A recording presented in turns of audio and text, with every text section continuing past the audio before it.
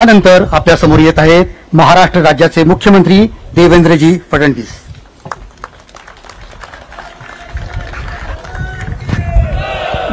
भारत माता की, छत्रपती शिवाजी महाराज की, धर्मवीर छत्रपती संभाजी महाराज की जय भवानी, जय भवानी, जय जय जय जय जय भवानी। हर हर हर हर। महाराष्ट्राची कुलस्वामिनी आई तुळजा भवानी, राष्ट्रमाता राजमाता आई जिजाऊ मासाहेब यांच्या चरणी नतमस्तक होतो। हिंदवी स्वराज्याचे सरसंस्थापक छत्रपती शिवरायांना मानाचा मुजरा करतो। भारतीय राज्यघटनेचे शिल्पकार भारतरत्न डॉक्टर बाबासाहेब आंबेडकर यांना मानवंदना अर्पित करतो। प्रवीणजी दरेकर, धैर्यशीलजी पाटील, प्रशांतजी ठाकूर, महेशजी बालडी, विक्रांत ठाकूर, आज जगदीशजी कदम, त्रिंबकजी पुरोहित ज्यांना आपण पुरस्कार दिला ते उदयसिंहजी होळकर, सुधीरजी थोरात, संजयजी कुलकर्णी ज्यांनी संपूर्ण दुर्ग पादक्रांत केले असे पाटील साहेब, मंचावरील सर्व मान्यवर आणि या ठिकाणी उपस्थित सर्व शिवप्रेमी भगिनी आणि बंधूंनो, आज मला अतिशय समाधान आहे की छत्रपती शिवरायांच्या इतिहासाचा सर्व मान्यवर आणि या ठिकाणी उपस्थित शिवप्रेमी भगिनी आणि बंधूंनो, आज मला अतिशय समाधान आहे की छत्रपती शिवरायांच्या इतिहासाचा आणि संपूर्ण मराठा साम्राज्याच्या इतिहासाचा ज्यांनी गाढा अभ्यास केला, जगभरातनं इतिहासाचे पुरावे मिळवून ज्यांनी हा इतिहास समजून घेतला आणि त्या इतिहासाचं वाचन आणि लेखन दोन्ही केलं, ते भारताचे गृहमंत्री माननीय अमितभाई शहा या ठिकाणी आलेले आहेत। ते केवळ गृहमंत्री म्हणून आलेले नाहीत, तर छत्रपती शिवरायांचे सेवक म्हणून आणि मराठा इतिहासाचे एक संशोधक म्हणून या ठिकाणी आलेले आहेत। आणि म्हणूनच आपल्या सर्वांच्या वतीनं मी त्यांचं मनापासून स्वागत करतो। मगाशी रघुजी राजे आंग्रेंनी अतिशय योग्य सांगितलं की छत्रपती शिवराय आमचे दैवत का आहेत, तर ज्यावेळी संपूर्ण देशामध्ये या हिंदुस्थानात मोगलाई होती, कुतुबशाही होती, आदिलशाही होती आणि या देशातले राजे आणि राजवाडे हे कुठेतरी त्या ठिकाणी भंग पावत होते, मोडकळीस येत होते, लढून लढून संपत होते आणि असं वाटत होतं की या परकीय आक्रमकांचं राज्य कधीच संपणार नाही, एक अंधकार तयार झाला होता, कधीच पहाट होणार नाही असं वाटत होतं। त्यावेळी आई जिजाऊंच्या आशीर्वादाने छत्रपती शिवरायांसारखा एक तेजस्वी सूर्य उगवला आणि त्या सूर्याने आपल्याला स्वराज्याची पहाट दाखवली। अरे छत्रपती नसते तर तुम्ही आम्ही कोणीच या ठिकाणी नसतो आणि म्हणूनच छत्रपती शिवराय हे आमचं दैवत आहेत। त्यांच्यामुळे आज आम्ही सगळे या ठिकाणी स्वातंत्र्यात आहोत, देव देश आणि धर्माचं कार्य करू शकतो आहोत। आमच्यातलं ते तेज जागृत करण्याचं काम छत्रपतींनी केलं। आणि एवढंच नाही तर हे करत असताना छत्रपतींनी 18 पगड जातीच्या लोकांना एकत्रित करून त्यांच्यामध्ये विजिगीषू वृत्ती तयार केली, त्यांच्यातलं तेज प्रज्वलित केलं, त्यांच्यातलं पौरुष जागृत केलं आणि त्या सामान्य मावळ्यांना त्या ठिकाणी वीरांमध्ये परिवर्तित करून या हिंदवी स्वराज्याची स्थापना केली।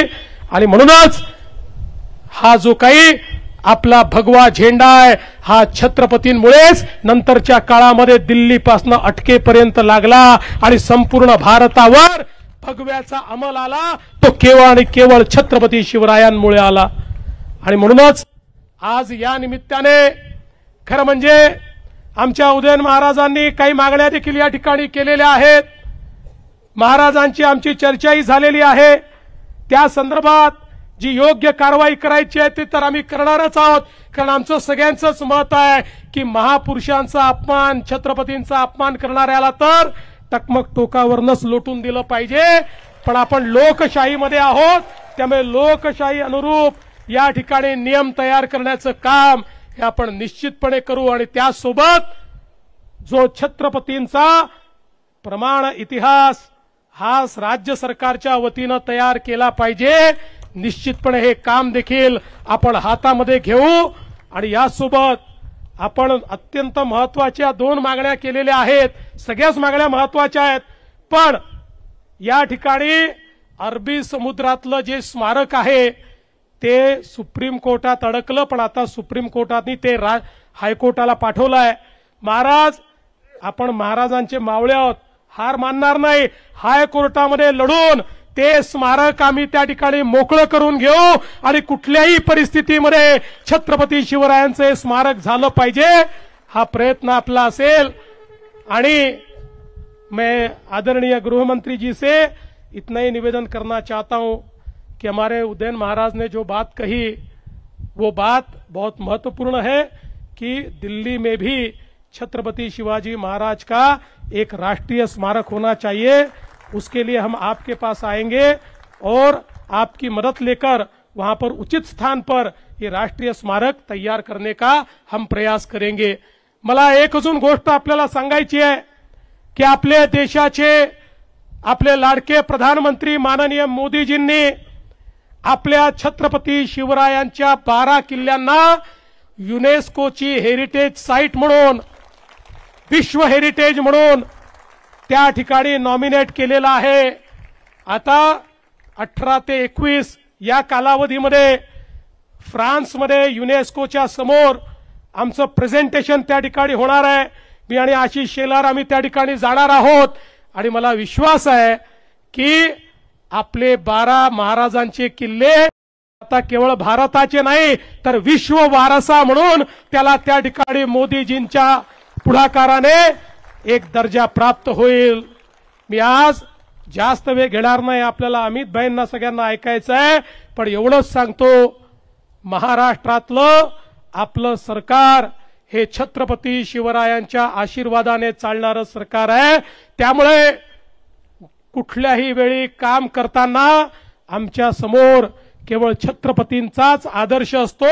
छत्रपतींचा आदर्श आणि भारताचं संविधान या 2च गोष्टींच्या आधारावर आमचं सरकार या ठिकाणी काम करेल हा विश्वास देतो. पुन्हा एकदा छत्रपतींच्या चरणी नतमस्तक होतो आणि माझं बोलणं संपवतो.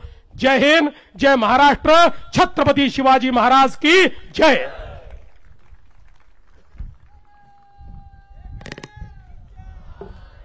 आज या ठिकाणी श्री शिवाजी रायगड स्मारक मंडळाच्या विनंतीला मान देऊन केंद्रीय मंत्री अमित भाई उपस्थित आहेत.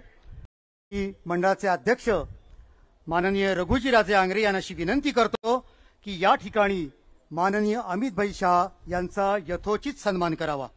मंडळाच्या वतीनं स्मृतिचिन्ह, शिंदेशाही पगडी, कवड्यांची माळ,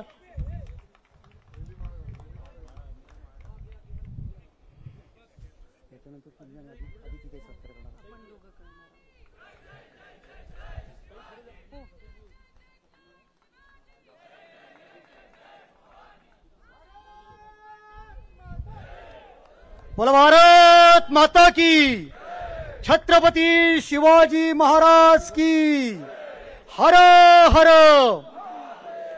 जय भवानी. अत्यंत हृदयस्पर्शाचा क्षण आहे. भारताच्या 140 कोटी लोकांचे प्रतिनिधी असणारे केंद्रीय गृहमंत्री माननीय अमित भाई शाह आज या ठिकाणी रायगड